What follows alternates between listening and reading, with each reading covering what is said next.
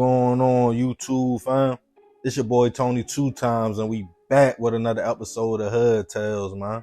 Before I start, be sure to tap that like button. Definitely watch this video to the end to hear the full story and all the details in the case. For the day one fam, y'all already know it's all love. Thanks for tuning back into another episode.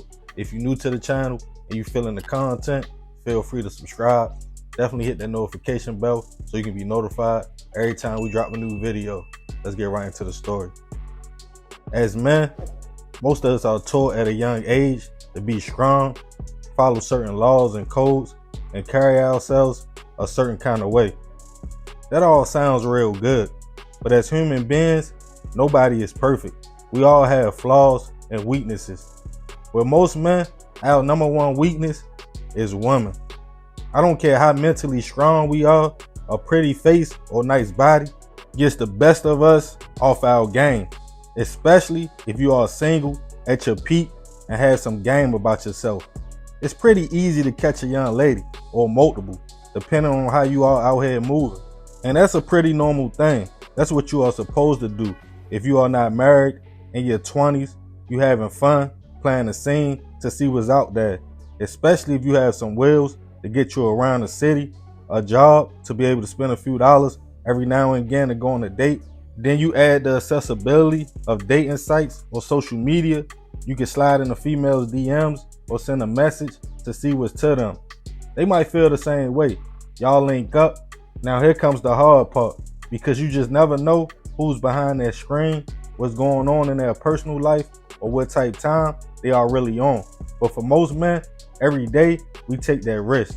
And on this episode of Hood Tales, we will be taking it to the District of Columbia, Washington, D.C., to discuss a case of a young man that went to a woman's house for a date and vanished.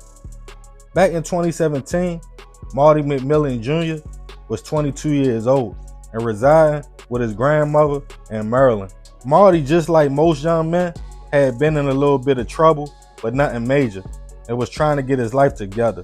He had just landed a good job in the electrical field, and with the help of his grandmother, purchased a whip, a 2003 Volkswagen. Everything was working out for the young man. He was even dating, using the app Plenty of Fish, and meeting some decent young women. One he really took an interest in was a 21-year-old young lady named Shania Davis. The two made a connection on the site, and Marty had even been to her apartment 2 times on Martin Luther King Avenue in Southeast DC. So on April 22nd, 2017, it wasn't nothing strange when Shania hit the young man up and stated, "Come by, but you gotta hurry up before my peoples come home." It was late night, but Marty was willing to take that trip. He had to get there before 3 a.m. Little did he know, Shania had texted her boyfriend, who was 20 years her senior, 40-year-old John McRae. Allegedly, John, Shania, and another woman shared the apartment together and were in a polyamorous relationship. The women were not allowed to date any other men though, and John meant that. When he got the message from Shania asking what time he was leaving work, he thought it was strange and suspicious, so he decided to head home to investigate. Marty, in the blind about everything, was already en route to the apartment. He arrived, and him and Shania did what most do that time of the morning, got it in. As he was getting dressed, they heard a car pull up. It was John. He snuck home early to see what was going on. Shania panicked and told Marty to get in the closet. He had a gun on him, as he knew the area wasn't all that safe, but he decided to do what she said. Seconds later, John entered the room. He instantly started asking questions and looking around. He opened the closet and shots went off. A few days would go by. After that night, Marty's grandmother and other family members found it strange they didn't hear from him or see him, thinking something just wasn't right. They went to DC police to file a missing person report, in which police took information about Marty but really didn't move on it. But the family didn't wait. They got the young man's phone records and searched, saying his last text message was to a young lady in DC. He also had contacted her on POF. They did some more digging to trace Marty's steps that day before he went to her house. A friend told them he was at the house watching a game with him, then left. Someone also stated they saw him driving on the 2900 block of M Street Southeast the day he disappeared. That was it. Marty's family took the new information to police. They contacted Shania and asked if she had seen or heard from the young man, in which she stated no, she hasn't. They told her his family felt something wasn't right, and she was the last person he contacted, in which she nonchalantly stated, "Oh, I didn't see the message because I didn't have my phone." Crazy, but at that time, police took her word and didn't investigate no further. But Marty's grandmother wasn't going for it. She felt like because he had been in a little bit of trouble, that law enforcement wasn't taking it serious as a missing persons case, even with clues right in front of them. The family took matters into their own hands and started searching for Marty every week, tracing his steps, but months would go by with no signs of the young man. 3 months later, his family found his car parked on a city block in DC. With that new break, the family went back to police. They finally budged and went to Shania's and John's apartment. They searched the home and found guns, money, and PCP. One of the guns found was Marty's. They brought in cadaver duds to search for a body or any trail. They located a bullet stuck in the wall and a sheet under Shania's bed. They asked the couple about Marty again, but they both stated they haven't saw him. John insisted he didn't know him. A neighbor and friend of John's was also at the house, Rayshawn Wallace. They searched his apartment as well. Police only charged John with the guns and drugs, but that was it. John stayed in jail, but Shania was released. More months would go by, until almost 6 months later, a body was discovered on Suitland Parkway in PG County, wrapped in a blanket in a shallow grave. It was all skeletal remains. As it seemed, it had been out there for a minute. They were sent to a lab to be examined. It was determined the person had been shot over 4 times, and dental records showed unfortunately the body was Marty's. Family and friends were hurt and angry at the same time. As his grandmother stated, "I told y'all, it shouldn't have took this long," thinking Shania had set him up to be robbed. Detectives doubled back, checking cell phone records, GPS that was in Marty's car. After that, detectives went to question John, who was still in custody. His story changed. He stated he was at work, and Shania was known for setting up and robbing men with the help of his friend and neighbor, Rayshawn. But he insisted he didn't know what happened. Detectives went to Shania next. After hearing the claims, she broke down and told detectives everything that happened that night.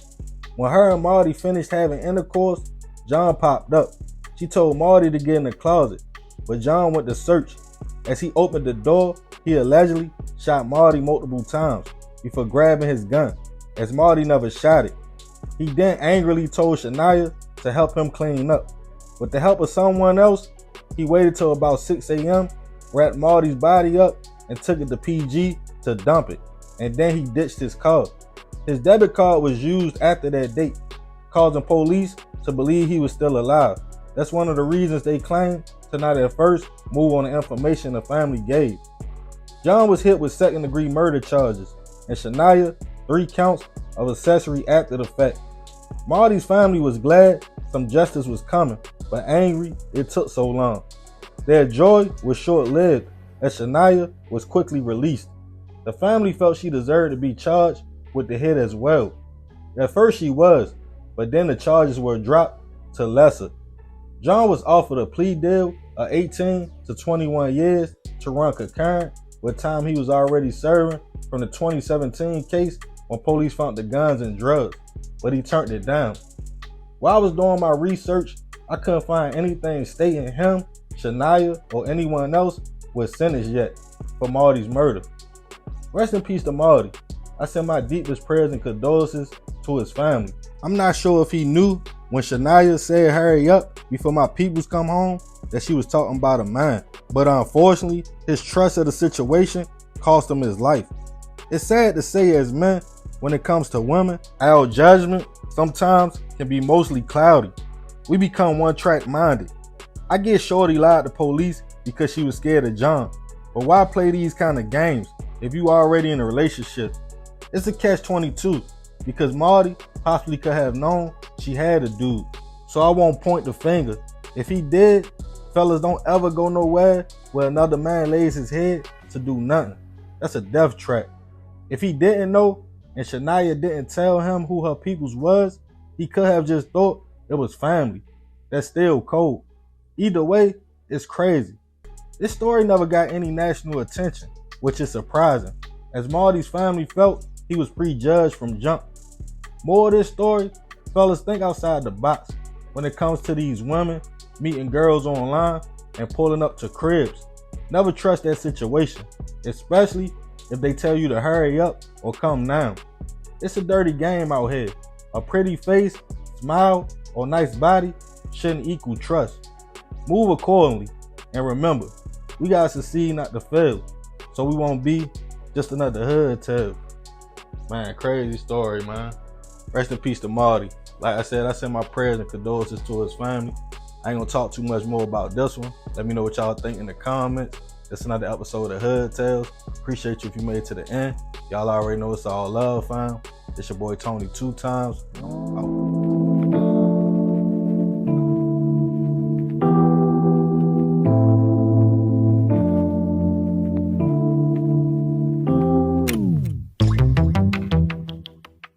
What's up, fam? It's your girl, Mrs. Tony 2 times, and I'm back with another video. In this episode of Hood Tales, I'll be taking it to Phoenix, Arizona, to discuss the tragic case of 21-year-old Jasmine Dunbar, who brutally lost her life after she requested a paternity test from her child's father. Before we get into this video, welcome if you're new here to our channel. Please feel free to subscribe, click that notification bell so you never miss an upload. If you're rocking with the content, hit that like button. Share this video with everyone you know. Make sure you watch until the end to hear the full story. All right, let's jump right into it. Jasmine Rain Dunbar, an Avondale, Arizona native, was described as a person who made everybody happy with her smile. She had an infectious personality. She was outgoing and compassionate. Jasmine was beautiful on the inside and out. Smart, funny, and goofy were the words her mother used to describe her. While Jasmine was outgoing, she was a very private person when it came to certain aspects of her life. At 21, Jasmine was a mom to a precious 7-month-old baby girl who she loved and cared for dearly. Jasmine shared an apartment with her godmother near 51st Avenue and Thomas Road in West Phoenix. On the night of March 6, 2018, Jasmine had left her home with her daughter. Jasmine was seen getting into a male friend's car and leaving the area. The male friend was later identified as an ex-boyfriend of Jasmine's, 20-year-old Antoine Ware.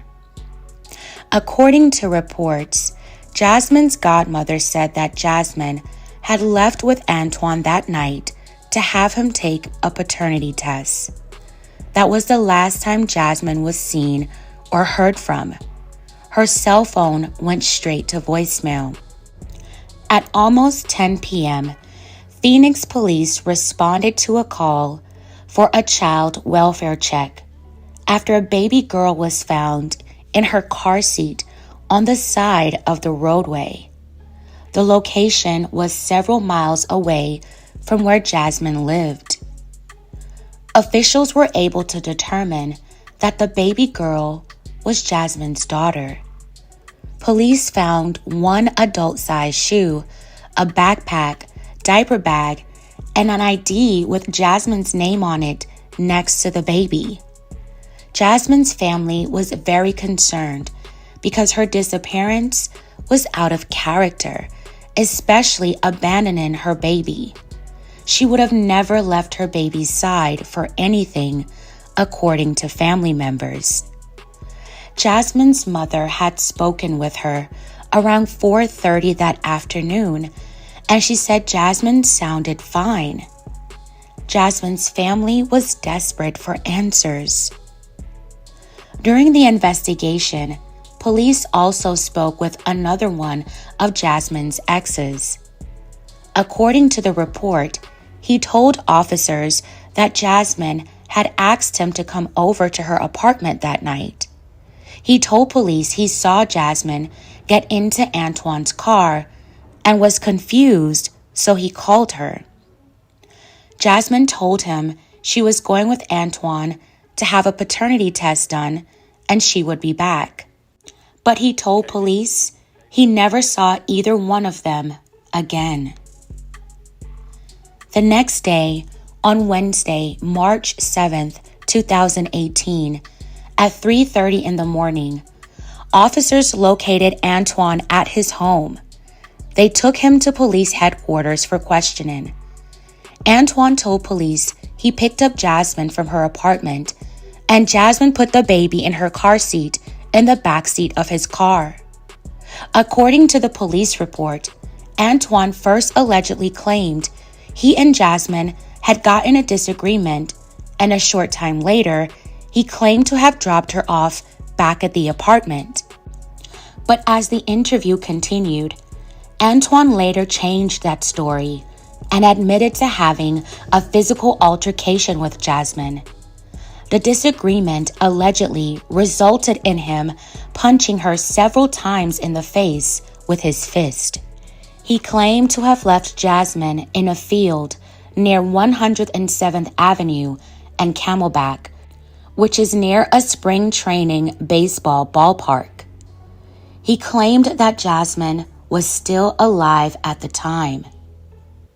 Some reports indicate that the alleged altercation took place inside Antoine's car, and Antoine allegedly pushed her out of the car near the field. The report went on to say that Antoine allegedly drove away with the baby girl in his back seat. He said he panicked and dropped the baby off in an area where he saw people nearby and believed that they would find her and take care of her. Antoine then allegedly admitted to police that he went back to the field where he left Jasmine. By this time, she was no longer alive. Antoine allegedly put a piece of paper on Jasmine's body, poured gasoline on it, and lit it with a cigarette. Antoine allegedly watched as Jasmine burned until the fire put itself out. The police report went on to say that Antoine allegedly returned back to the area where he had dropped the baby off to go to his girlfriend's house. But after he saw that police was at the scene where the baby was left, he claimed he took a back way to his girlfriend's house in order to avoid them.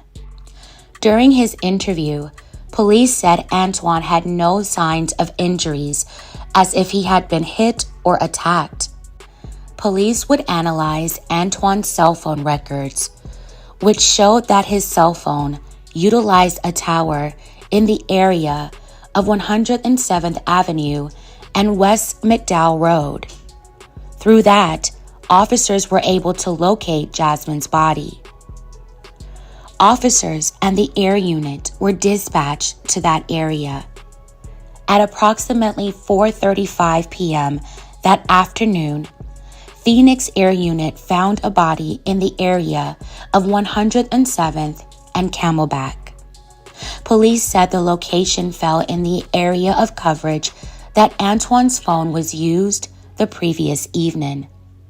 The body was partially burned, but law enforcement believed it to be Jasmine. It was later confirmed to be her. Antoine was arrested and charged with 4 counts: first-degree premeditated murder, second-degree kidnapping, third-degree abandonment of a body, and fourth-degree child mistreatment. He pleaded not guilty during his initial court hearing. His bail was set at $1 million, and he is being held at the Maricopa County Jail. This case is still ongoing. His most recent trial date is set for September 9th, 2023. Antwan Ward is innocent until proven otherwise. Wow, fam. May Jasmine Dunbar continue to rest peacefully. My thoughts and prayers are with her family as they go through the process of getting justice for Jasmine and her daughter. It's a blessing that her daughter wasn't physically harmed in this terrible tragedy. Family members and friends of Jasmine want answers as to why Antwan would have done this to her. All she wanted was for him to take a paternity test. Most young women aren't usually the ones initiating the establishment of paternity. I don't know the depths of their relationship or situation, but it appears that Antwan may have not wanted to take on the responsibility of raising a child. Maybe he thought he would be put on child support if the paternity was established. Maybe his current relationship was in jeopardy if the baby turned out to be his. No matter the circumstances, Jasmine did not deserve to lose her life over something like this. She seemed to be trying to do the right things for her daughter, and now she's been ripped away from her and her other family. It's just so absolutely sad all around the board.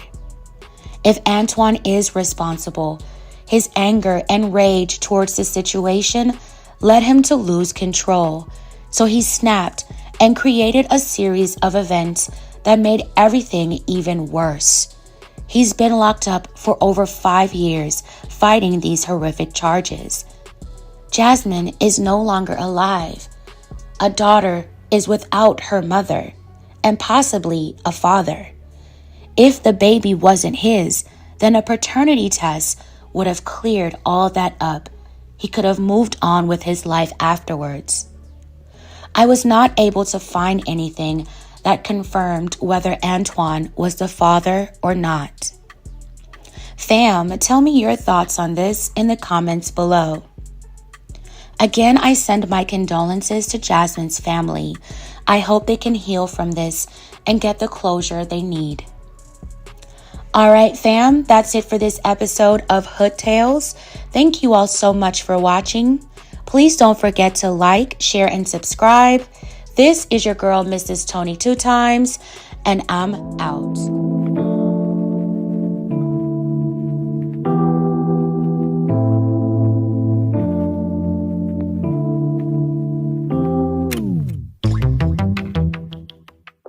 What's going on, YouTube fam? This your boy Tony 2 Times, and we back with another episode of Hood Tales, man. Before I start, be sure to tap that like button. Definitely watch this video to the end to hear the full story and all the details in the case. For the day one fam, y'all already know it's all love. Thanks for tuning back into another episode. If you're new to the channel and you feeling the content, feel free to subscribe. Definitely hit that notification bell so you can be notified every time we drop a new video. Let's get right into the story. Being a good Samaritan, helping people out, can leave you with a good feeling, a satisfaction. Knowing you did a good deed and was able to make someone else's situation easier, even if it's just for a brief moment. You definitely shouldn't expect nothing in return though, if the deed is genuine and coming from the heart. But it's an old saying, no good deed goes unpunished. You have to know who to be a blessing to and who not, using that discernment. Unfortunately, we are in a time of plotting, backdooring, and people all out just being cutthroat. For example, you might be at a gas station. Somebody approaches you with a story or they call needing gas and they ran out. You might be the type person to throw them $10 and feel like that's not about nothing, not thinking too much about it. You pulled out a nice piece of money. Minutes later, you looking at a blick being robbed. It happens often. Even as men helping women or falling for the damsel in distress role. A lot of us might still believe in chivalry. You see a woman whose car broke down, you pull over because that's the right thing to do. You try to help and just hope for the best, that you can do your good deed without consequences. It's sad that's the world we live in, when you gotta think twice before you help somebody. It might be a setup. And on this episode of Hood Tales, we will be taking it to Wilson City, Missouri, to discuss a case of a man's good deed that ended fatal. Back in 2017, 55-year-old Ralph Cross was known to be a very outgoing and generous man. Locked in with his community of Wilson City, a tight-knit community located in Mississippi County in Missouri. Ralph was known to always listen to music, play the lottery, and dressing to a T, but also looking out for neighbors, helping anyone in need, including the kids in the neighborhood, giving them money to hit the store, even buying them back to school supplies and clothes sometimes.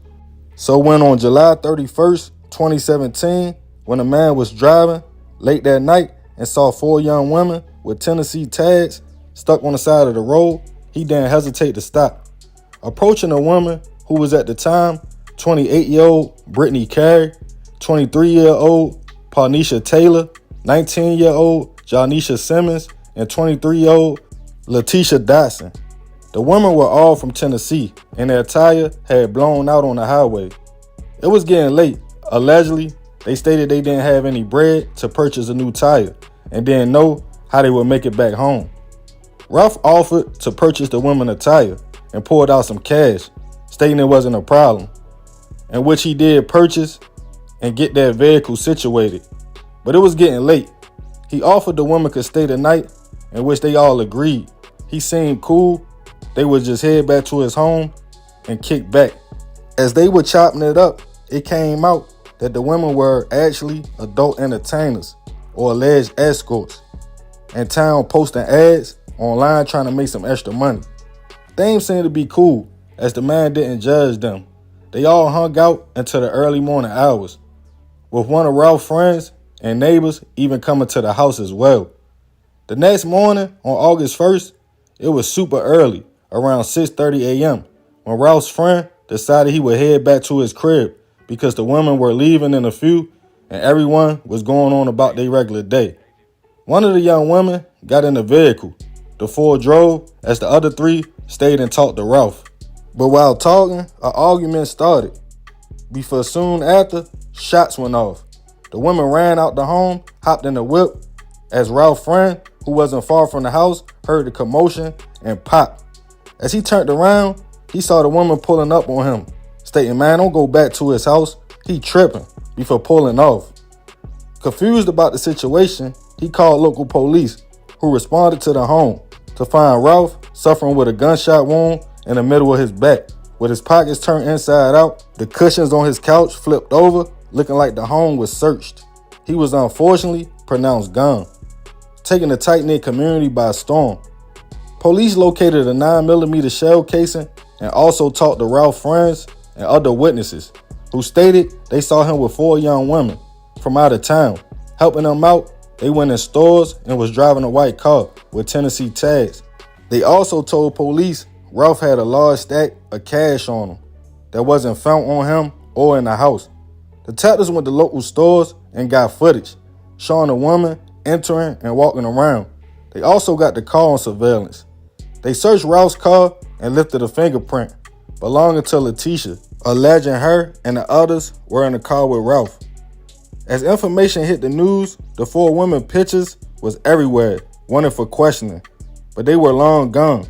A few days later, after realizing they were hot and wanted, they turned themselves in to the local police station.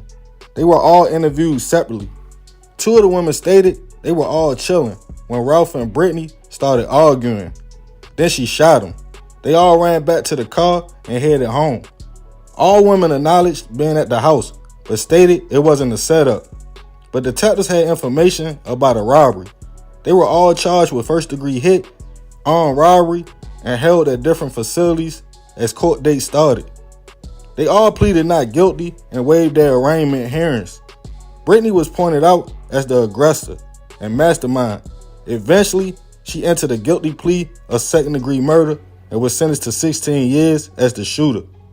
There was no other information whether the other 3 received any time or not. Rest in peace to Ralph. I send my deepest prayers and condolences to his family. It seemed like he was trying to be helpful. Of course, as a man, being that they were women, could have played a part. I'm not sure if they baited him in with the promise of something in return, but to buy them a tire, have them in your car, and stay the night at your house as strangers is a little wild to me. I mean, they were entertainers. A lot of men fall victim to the allure of a good time, but you gotta watch that. Women could be just as deadly as men, but I won't speculate. Either way, a man lost his life for trying to help. So remember, we gotta succeed not to fail, so we won't be just another hood tale. Man, crazy story. Rest in peace to Ralph. You know, it sounded like they probably was all chilling. You know, he woke up, he probably seen someone right. You know, he probably realized like, man, they finessed me or I got finessed. And he felt some kind of way and they probably started arguing. And that's probably what happened. You know, that's my thoughts on the situation. But I'm curious to hear what y'all think. Leave it in the comments. Remember to be respectful. I definitely appreciate you if you made it to the end. Y'all already know it's all love, fam. This is another episode of Hood Tales. This your boy Tony 2 times.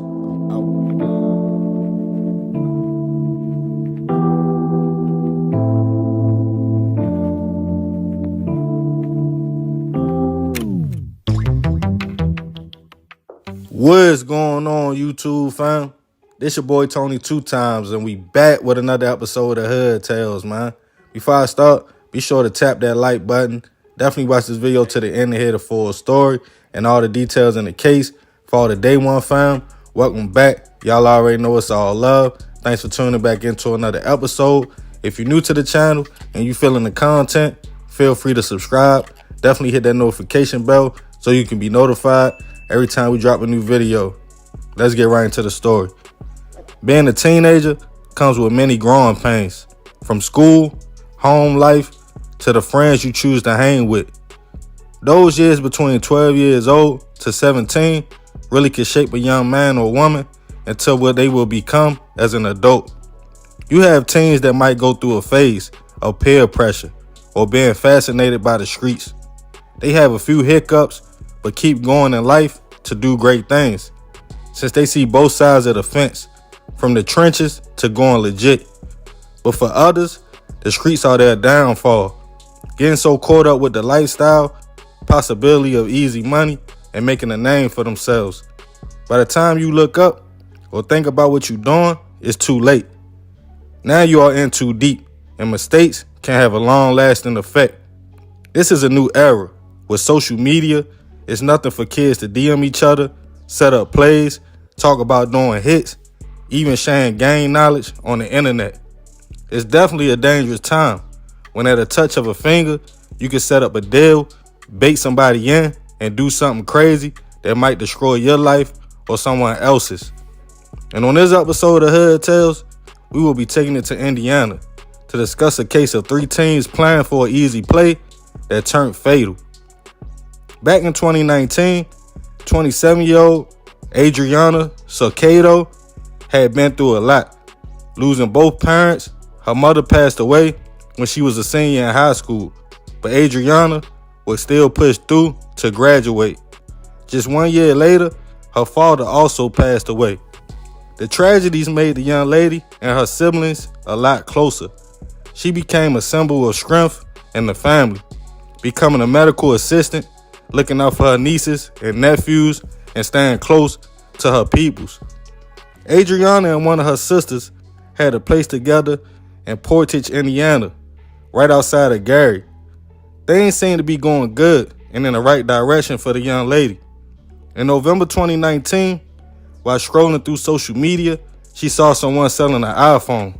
She was interested and sent the message to a young man, at the time, 15-year-old Roger Silas. It quickly turned into a discussion about buying some grass though, instead of a phone. Adriana didn't know at the time she was setting up her own hit. Roger, along with 16-year-old Sean Thompson and 17-year-old Jonathan Brown, talked about the situation and the fact the young lady wanted to buy a few grams of grass. Allegedly, Roger came up with the idea to just take her money. As Jonathan had a blick, all 3 teens felt as though it would be an easy move. Act like they was going to make a sale, up the gun, take the bread, and that would be that. So on November 19th, 2019, they reached back out to Adriana, asking for an address to pick her up from to make the transaction. She sent the location to the house in which her sister, and her boyfriend were all hanging out at. The three young men hopped in the whip with Roderick driving, headed to an apartment on Catherine Court. Once they pulled up, Adriana told her boyfriend and sister she would be right back. The young lady only took $100 and her phone, left everything else, and proceeded to get in the car with the three teens. This was around about 4:30 p.m. They told her they needed gas and they were headed to get the product after that. She gave them $20 out of the money she had. They then stopped at a local gas station. Jonathan was sitting in the front passenger seat. Sean was sitting in the back with Adriana. The young lady sent her boyfriend a message on Facebook stating they just got gas and everything was good. The four then drove to a parking lot at 2059 Chrisman Road. Shortly after, shots went off in the back seat, hitting Adriana. The three then drove the young lady to Gary, Indiana, to an abandoned school called Horace S. Norton, taking the rest of the $100 and leaving Adriana at the location. They then headed to McDonald's and Pizza Hut to eat. Later that night, back at the apartment, the young lady's boyfriend noticed he missed a FaceTime call from the young lady. After not returning home that night or to work for the following 2 days, family went to local police to file a missing persons report. As an investigation started, Adriana's people told detectives about the plan to buy some grass. Searching through her social media, they found messages and the name of a 15-year-old young man, Roderick. Authorities quickly headed to his school to talk to the young man. As his parents arrived, he allegedly told them the car was a 2001 Pontiac Grand Am that they stole a month earlier. They picked up Adriana. It was supposed to be a simple robbery, but Sean shot. Then they drove to the abandoned elementary school and left the young lady there. Police asked him to go with them to the location, in which Roderick did what he was told with a parent. Unfortunately, 27-year-old Adriana was found gone from gunshots. The young man was charged with the hit, robbery, and other charges. He also stated they split the $80 and went to eat. He told police it wasn't never any grass at all, and he was confused once he heard the shot. Roger was taken into custody as a juvenile. Days later, Jonathan was picked up.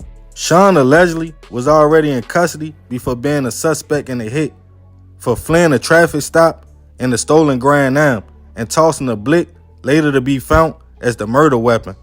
All three faced hit charges, robbery, and other charges. Being 17 at the time, Jonathan's picture was the only one released to the public until months later. All three would be charged as adults. Adriana's family held a vigil for the young lady, stating how much she meant to the family. As the case made it to trial, Roderick was painted to be the mastermind, Jonathan being the oldest, the leader who bought the gun, and Sean the shooter. Sean was found guilty and sentenced to 50 years in prison.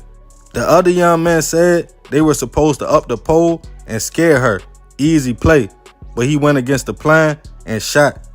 Jonathan would have his day in court as well, where he pleaded guilty to the lesser charge of robbery resulting in seriously bodily harm and was sentenced to 24 years with 6 suspended to serve on probation. Roderick, the youngest, will also plead guilty to the lesser charge, and even though being painted as the mastermind, he will receive 29 years with 8 suspended to be served on probation.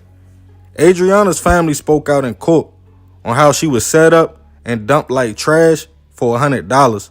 And the coldest part of it all is when the young man went out to eat after the fact. Rest in peace to Adriana. I send my deepest prayers and condolences to her family. Social media can be a gift or a curse, depending on how you use it. Watch who you decide to engage with or link with, because you never know what the next person is on. I know it's a new day and time, and people feel like they can get to know a person through messages, but you can't. Adriana had a serious lapse of judgment, hopping in the car with 3 men she didn't know.